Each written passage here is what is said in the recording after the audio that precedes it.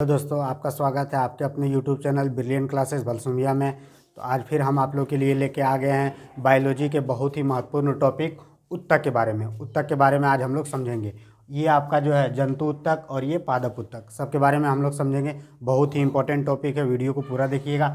देखिए, उत्तक यानी कि टिश्यू। उत्तक का अध्ययन क्या कहलाता है? हिस्टोलॉजी। उत्तक का अध्ययन क्या कहलाता है? हिस्टोलॉजी। देखिए, एक प्रकार के अर्थात कोशिकाओं के समूह को क्या कहते हैं? उत्तक। बहुत सारे कोशिका के मिलने से उत्तक का निर्माण होता है। बहुत सारे उत्तक के मिलने से अंग का निर्माण होता है। अंगों के मिलने से अंगतंत्र का निर्माण होता है। अंगतंत्र से शरीर का निर्माण होता है।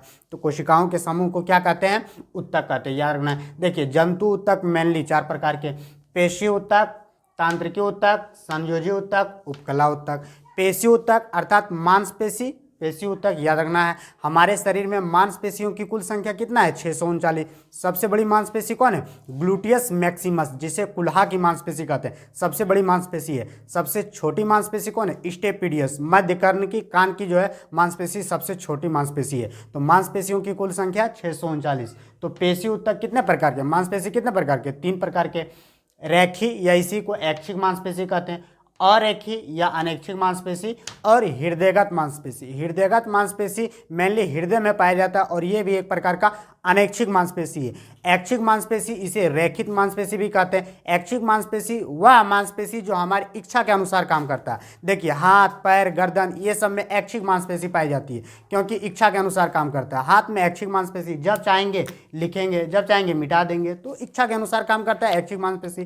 पैरों में ऐच्छिक मांसपेशी, अगर मन है चलने का तो चल रहे हैं, मन है रुकने का रुक गए, तो ऐच्छिक मांसपेशी जो इच्छा के अनुसार काम करता है ऐच्छिक मांसपेशी। इच्छा के अनुसार काम नहीं करता अनैच्छिक मांसपेशी। और हृदयगत मांसपेशी याद रखना है। आगे देखते हैं तांत्रिकी उत्तक। तांत्रिकी उत्तक मेनली तांत्रिकी कोशिकाओं के मिलने से बनता है। तो कोशिकाओं के समूह को ही तो उत्तक कहते हैं। तांत्रिकी कोशिकाओं के समूह को क्या कहते हैं? तांत्रिकी उत्तक याद रखना है। ये तांत्रिकी उत्तक कहाँ पाया जाता है? तो मस्तिष्क में पाया जाता है। मस्तिष्क का जो काम है कंट्रोल करना, तो ये करता है लोग। तो तांत्रिकी उत्तक मस्तिष्क में पाया जाता है। आगे देखेंगे संयोजी उत्तक, कनेक्टिंग टिश्यू। ये अर्थात जोड़ने का काम करता है, शरीर में हर एक चीज को जोड़ने का काम करता है तांत्रिकी उत्तक, याद रखना है। देखिए, तांत्रिकी उत्तक के अंतर्गत कौन कौन आ जाएगा? रक्त। हाँ, रक्त बहुत मर्तबा एग्जाम में क्वेश्चन पूछा है। रक्त क्या है? तो रक्त एक तरल संयोजी उत्तक है, लिक्विड कनेक्टिंग टिश्यू।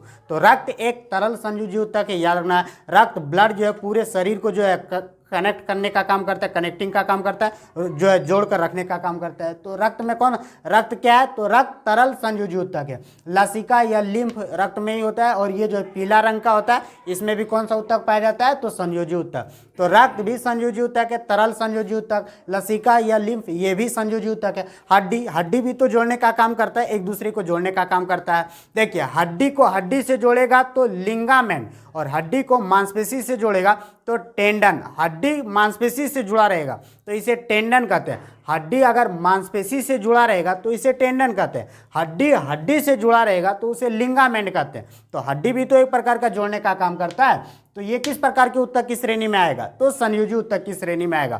और उपास्थि, देखो हड्डी का कमजोर रूप उपास्थि कहलाता है। कार्टिलेज याद रखना है। ये अस्थि और ये उपास्थि याद रखना है। देखिए, हड्डी में अर्थात ये हड्डियों में अस्थि में जो है ये ऑस्टिन नामक प्रोटीन पाया जाता है और उपास्थि में जो है कॉन्ड्रीन, कार्टिलेज में कॉन्ड्रीन नामक प्रोटीन पाया जाता है, याद रखना। ये भी एग्जाम में पूछता है। अब देखिए उपकला उत्तक। उपकला उत्तक मेनली वसा का बना होता है, चोट उट लगने से बचाता है। उपकला उत्तक याद रखना है। तो उपकला उत्तक किसका बना होता है? वसा का बना होता है। वसा हमारे शरीर में जो है सुंदरता प्रदान करता है। वसा की मात्रा अधिक रहेंगे ना तो लोग थोड़ा सुंदर लगेंगे दिखने में। देखिए, तो वसा ये जो है अर्थात उपकला उत्तक बना किसका होता है? तो वसा का। क्या प्रदान करता है? सुंदरता, याद रखना। कुबड़, ये कुबड़ जो होता है इस ये जो है अर्थात ऊँट का जो कुबड़ होता है ना, कुबड़, उसमें पानी नहीं भरा होता, उसमें वसा भरा होता है। पूछेगा ऊँट के कुबड़ में किस प्रकार का उत्तक, कौन सा उत्तक पाया जाता है? तो उपकला उत्तक, एडिपोज टिश्यू, याद रखना। उपकला उत्तक याद रखना। और पेट मनुष्य के पेट में जो है ये भी जो है उपकला उत्तक पाया जाता है। वसा की मात्रा होती है, पेट निकल जाता है, बड़ा हो जाता है, तो ये जो है आपका जो है उपकला वसा उत्तक। तो ये आपको जो है जंतु ऊतक के बारे में बताए थे। अब हम लोग देखेंगे पादप ऊतक। देखिए पेड़ पौधे में जो ऊतक पाए जाते हैं ये मेनली दो प्रकार के होते हैं, एक विभाज्य ऊतक और एक अस्थायी ऊतक। तो पादप ऊतक कितने प्रकार के? दो प्रकार के, विभाज्य ऊतक और अस्थायी ऊतक।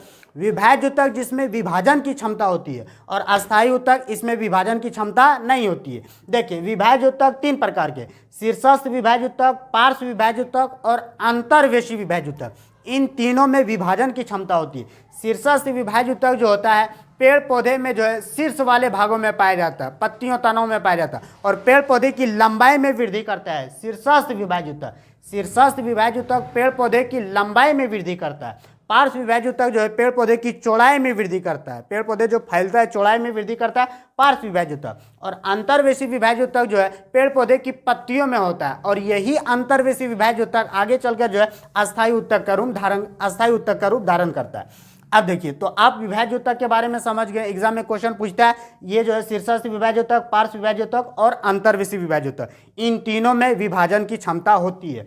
अब देखिए अस्थायी ऊतक के बारे में देखिए अस्थायी ऊतक मेनली दो प्रकार के, सरल अस्थायी ऊतक और जटिल अस्थायी ऊतक। सरल अस्थायी ऊतक में जो है सरल अस्थायी ऊतक के कितने प्रकार? तो तीन प्रकार, पेरेनकाइमा, कोलेनकाइमा और स्क्लेरेनकाइमा। पेरेनकाइमा, कोलेनकाइमा और स्क्लेरेनकाइमा।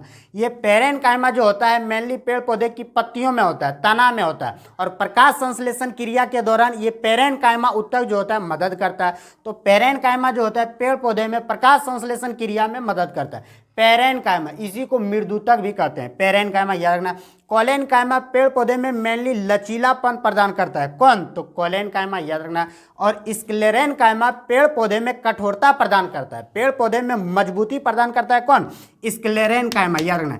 स्क्लेरेनकाइमा जो है अर्थात लिग्निन के कारण, इसमें लिग्निन एगो पदार्थ पाया जाता है, इसके कारण पेड़ पौधे में कठोरता आता है। तो पेड़ पौधे में अर्थात प्रकाश संश्लेषण की क्रिया में मदद करता है पेरेनकाइमा, पेड़ पौधे में लचीलापन प्रदान करता है कोलेनकाइमा और पेड़ पौधे की कठोरता प्रदान करता है कौन? स्क्लेरेनकाइमा। अब देखिए जटिल अस्थायी ऊतक के बारे में देखिए। जटिल अस्थायी ऊतक दो प्रकार का, एगो जाइलम और फ्लोएम। जाइलम खनिज लवण और जल का परिवहन करता है और फ्लोएम जो है खाद्य पदार्थों का परिवहन करता है। तो जाइलम खनिज लवण और जल का परिवहन, फ्लोएम खाद्य पदार्थों का परिवहन। जाइलम मृत कोशिका का बना होता है, फ्लोएम जीवित कोशिका का बना होता है। देखिए जाइलम में वाहिकाएं एवं वाहिनिकाएं पाया जाता है जबकि फ्लोएम में चालनी नलिकाएं पाया जाता है। तो ये ऊतक के बारे में आज आपको बताए थे। चलिए तो आज तक यहीं, आगे मिलते हैं हम लोग नेक्स्ट वीडियो में, तब तक के लिए जय हिंद।